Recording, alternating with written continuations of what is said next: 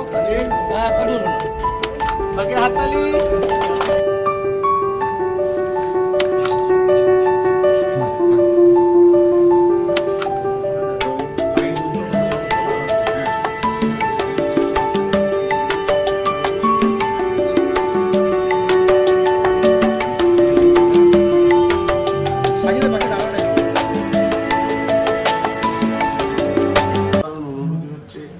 বাঙালি খাদ্যরসিক আমরা জানি, কলকাতাবাসী, খালি বাঙালি বলবো না, কলকাতাবাসী খাদ্য খেতে ভালোবাসে। সেরকম এক ছাদের তলায় মানে ওয়ান স্টপ শপ যেটাকে বলে, সেটা খাবার ব্যাপারেও যে খাবার জিনিসেরও যে দোকান হতে পারে এ ধারণা আমাদের ছিল না। কলকাতায় আমরা এটা এর আগে দেখিনি। এটা হচ্ছে এই জন্যে বাবরচি, ইন্ডিয়ান সুইচ, রাজা দিলবর সব কর্তৃপক্ষকে আমি সাধুবাদ জানাই। কর্ণধার রাজীবকে আমি অশেষ কৃতজ্ঞতা জানাই। এরকম একটা সুযোগ কলকাতাবাসীদের জন্য করে দেওয়ার জন্য। আর এদের খাবার তো আমি আগে খেয়ে দেখেছি, ভীষণ ভালো টেস্টি, ভীষণ সুস্বাদু। এবং যেটা বাবরচির অ্যাডভান্টেজ সেটা হচ্ছে এরা খুব স্বাস্থ্যকর খাবার বানায়, খালি টেস্টি বলে নয়। আমি তো পেটের লোক প্রচুর খাই, প্রচুর খেয়েও দেখেছি, আমার কোনো অস্বস্তি হয় না। অতএব সবাইকে বলছি আসুন। এই স্টার থিয়েটারের ঠিক পেছনেই অত্যন্ত ঐতিহ্যমণ্ডিত একটি জায়গা। স্টার থিয়েটার, বিনোদিনী থিয়েটার বর্তমানে যেটা হচ্ছে, সেরকম একটা জায়গায় এরকম একটা খাবার জায়গা হচ্ছে ভেরি হ্যাপি। আর ভূতের রাজা দিলবর নামটার সঙ্গে সঙ্গে তো আমাদের সত্যজিৎ জায়গা নানান রকম নস্টালজিয়া মনে করে। খুব ভালো চিন্তা নিয়ে করা হয়েছে এটা। I wish them all the very best. চারটিখানি কথা নয়, এবং একটা multi cuisine, proper multi cuisine restaurant, সব ধরনের খাবার পাওয়া যায়। এবং একই ছাদের তলায় ভূতের রাজা দিলবর এবং বাবরচি, খুব ভবিষ্যতে হয়তো হিন্দুস্তান সুইটসও হবে। এইটা কলকাতাবাসীর কাছে একটা ভীষণ আনন্দের খবর। আমরা ওয়ান স্টপ শপিং মল দেখেছি, কিন্তু ওয়ান স্টপ রেস্টুরেন্ট চেন এটা কলকাতা শহরে আমি অন্তত দেখি।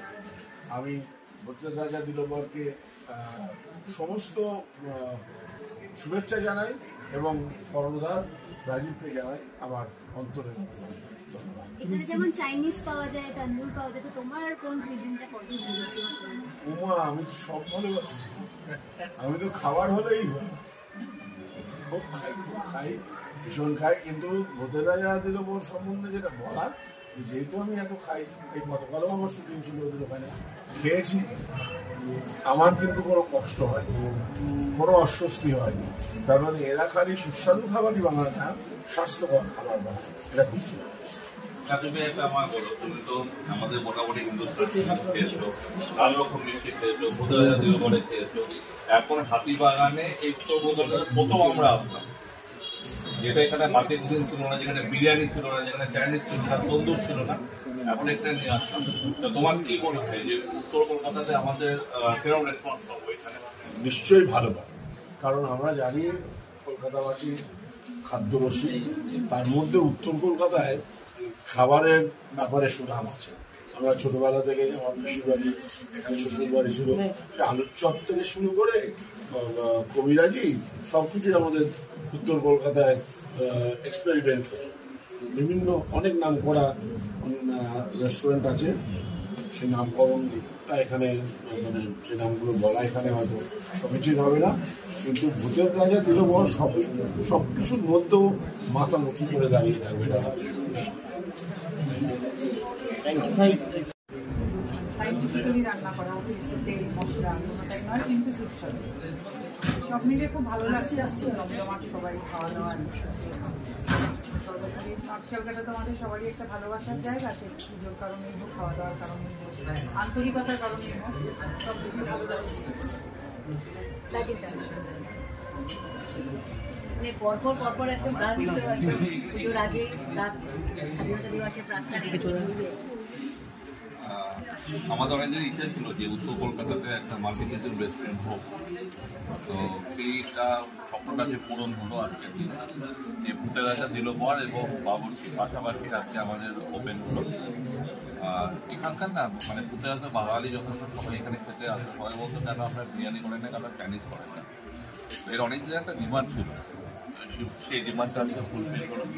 যে যেটা পছন্দ করবে সেটা যে যেটা পছন্দ করে সব অ্যাভেলেবেল আছে। আর মাউথের 25 বছর হয়ে গেল, 25 বছরে আমরা কিন্তু নতুন করে আরও একটাই 10 নম্বর খুললাম। কিছুদিনের মধ্যে আরও 2-4টে এরকম রেস্টুরেন্ট আরও আসছে। তো বিদেশেও এটা করার কথা হচ্ছে। দিল বড় 20 বছর হয়ে গেল।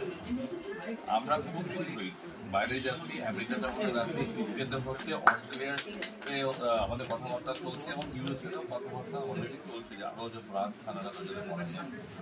কিন্তু দেশের মধ্যে এরপরে যেটা আমাদের বেলা বেহালা দিল পর আসছে, বেহালার পরেই আবার আসছে বোলপুরে। হ্যাঁ, তো পরপর এগুলো আসছি। আমরা মানুষের সেবায় চিরকাল ছিলাম, আছি, আগামী দিনেও থাকবো। এইভাবেই চলছে জার্নি।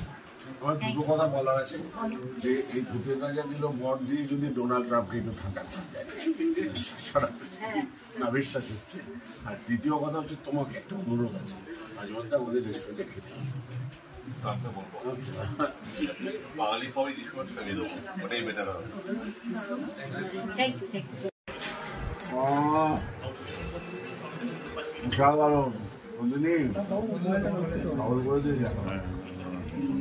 ঈদে খেতে শুরু করলে দেখে বোঝা যাচ্ছে যে লোক সামলাতে কিছুই পারবে।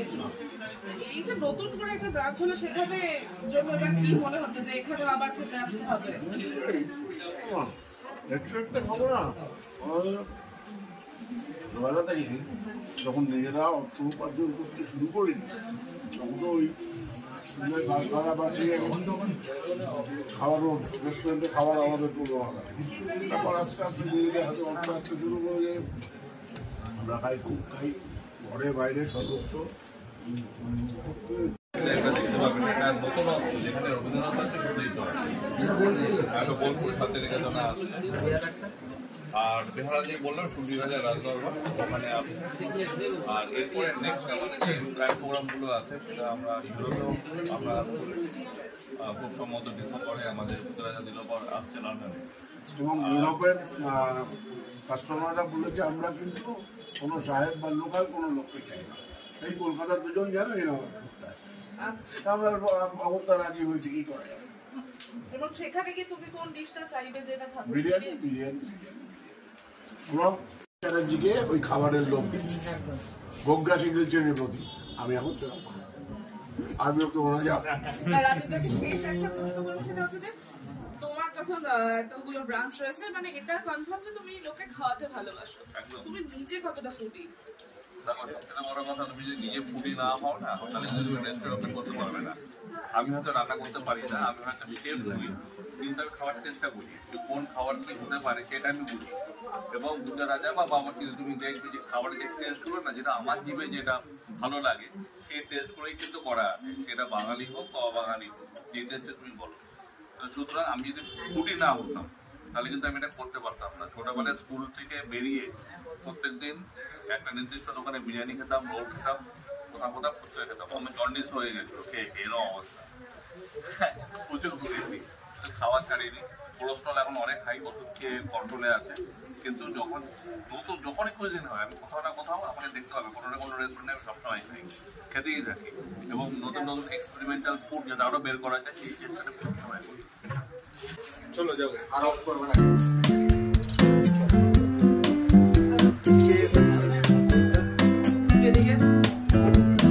পিছিয়ে না রে, পিছন না রে, একটু পিছন খেতে পারি।